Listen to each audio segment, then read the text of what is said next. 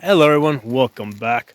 Today, I want to talk to you guys about raising goldfish as a survival food. Okay. Now, you might say, "Hey, wait a second. You expect me to live on these little goldfish that are 1 inch or 2 inches big?" And the answer is that the natural size of goldfish is for them to grow up to 12 inches big. Okay, so when you look at the little goldfish in the fish store, those are still babies. Okay, goldfish naturally grow to about 12 inches long. And the cool thing about goldfish is that people that raise goldfish will tell you that they are probably the most indestructible fish. Okay, now you might say, "Hey, when I was a kid, I used to win these little goldfish at the, at the local fair, and they would usually die within a week." Okay, well, here's the thing: any other fish would have probably died within a few hours. Okay, goldfish are extremely tough fish. They're able to live through the hot summers. They're able to live through cold winters when when the pond freezes over. Okay, they've got some excellent survival traits that have developed in their bodies over millions of years. In the wintertime, what happens is when the temperature drops, okay, they go into a state called torpor, which we would kind of associate with hibernation, but it's really not hibernation because that is like a biologically defined term. So it's not technically hibernation, but to us from the outside looking in, it will look similar. Now, when they're in the state of torpor, they're still alert. Okay, so if something comes by that's predatory, they'll move. Okay, but basically they go to the bottom of the pond. They'll go to the coldest area. I'm sorry, the warmest area of the pond, which is usually the bottom. And they're just not going to move a whole lot. They're going to be conserving energy, and that's how they'll survive through the winter. Actually, you can see a bullfish right over there. Right. So they'll go into this low activity state. They also have these proteins. Basically, they have like these antifreeze proteins in their system that prevent freezing. Okay, so that's another thing that helps them survive. And what they are also able to do is convert the waste products in their body into alcohol. Okay, and then what happens is once they convert the waste products in their body into alcohol, what will happen is then they're able to rip the oxygen out. They're able to break it down, rip the oxygen out, and survive on that. So goldfish are excellent survival fish. And the great thing is, like, you don't need to feed them, right? If you have a pond like this, right? So this one's about 3,000 gallons. Okay, and here's the thing: this pond over here, it kind of was like formed by accident. Basically, I had dug out this tactical trench here, and I needed basically a place for the rainwater to go. So that's how I created this. Okay, so it's about something like 90 feet long. Okay, and it curves around, and it's I mean, initially I did try to drain it out and dry it, but it wouldn't do that.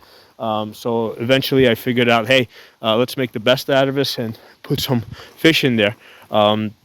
So in selecting a pond, you need a pond that's going to stay wet throughout the summertime. That's not going to evaporate, and that is deep enough, right? At least at least a foot deep, preferably 2 feet deep, but at least a foot deep so that it doesn't completely freeze through, right? Because what happens is in the wintertime, only like the first, even like when it's like negative 10 degrees here, only about the top 1 or 2 inches freeze up, right? So the most it will freeze is about 2 inches, and the water underneath it is above freezing. Okay, so that's just how water freezes. and then towards the deepest part of the pond, and this one's, I think the max depth here is about 2 feet.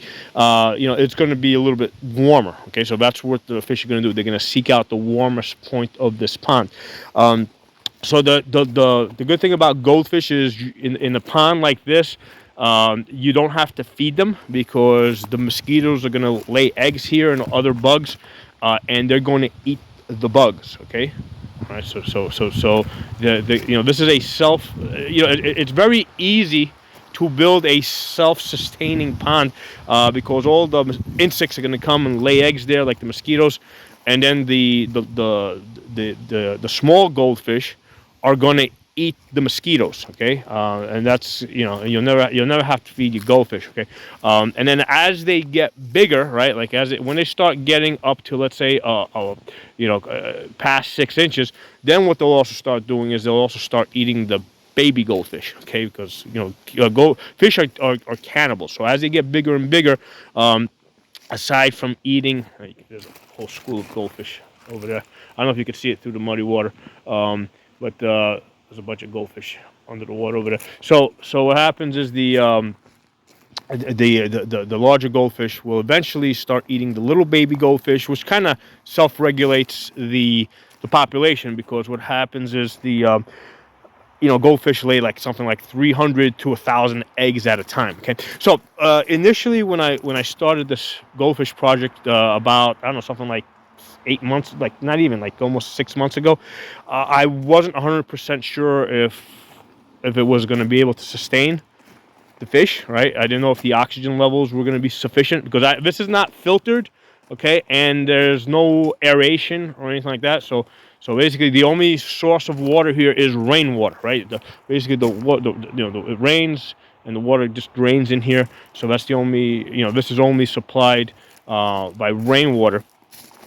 So I wasn't sure if it was going to be able to sustain fish, but it's now been 6 months, and I have seen that the goldfish have actually laid eggs. Right, I've got little baby goldfish swimming around in there. Let me see if I can find any. Show you, but I noticed I just saw one darting over there.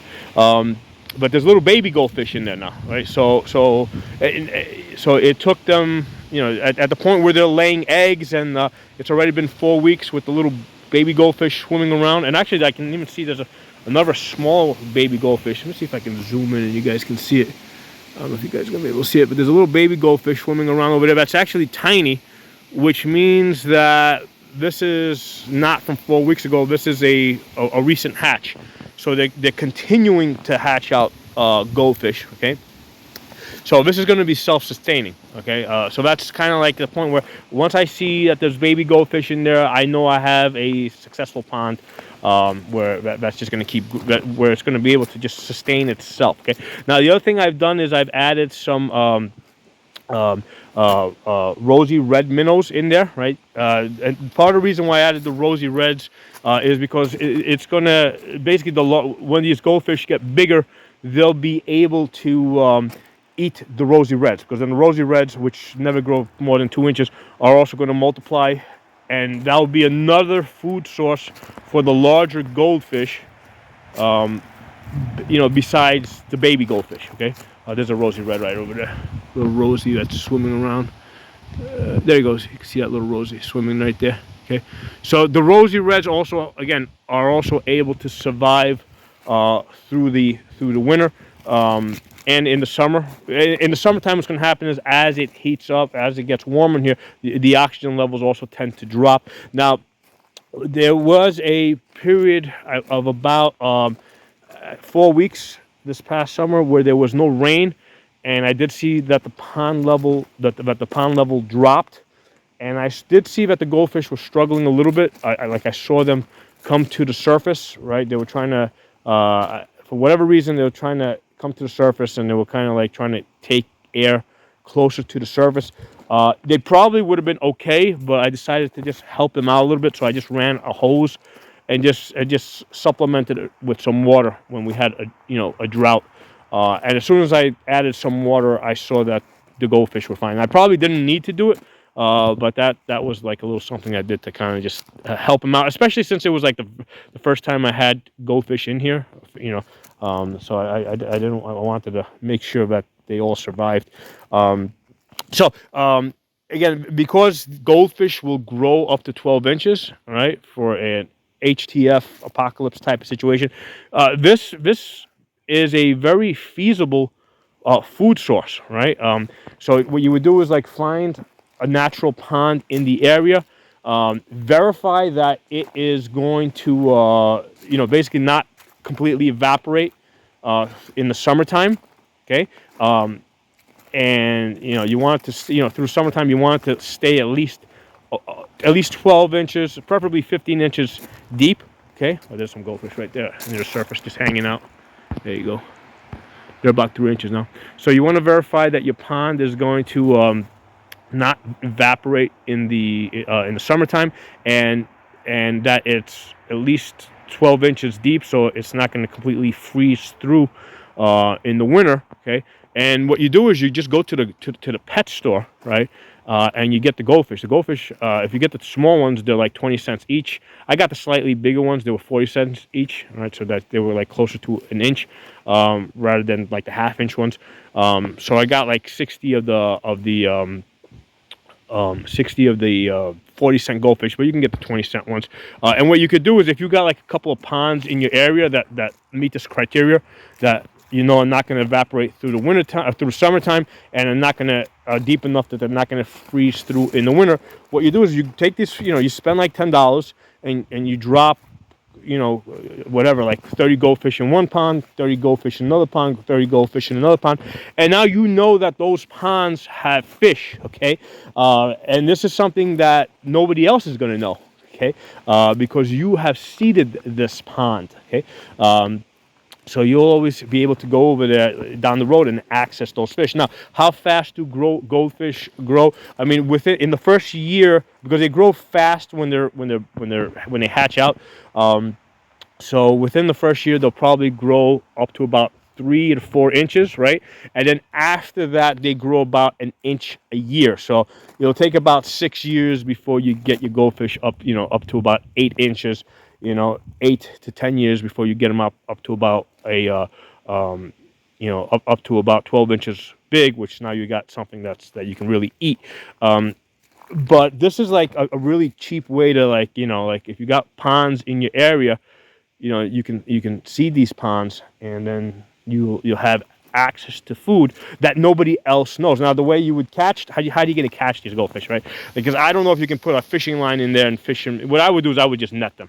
If I wanted to catch goldfish, especially in a pond like this, I would just kind of like run them into the narrow area over here, and then just go in with a fish net and just net them out. There's a bunch of them, right? There's a few of them right there.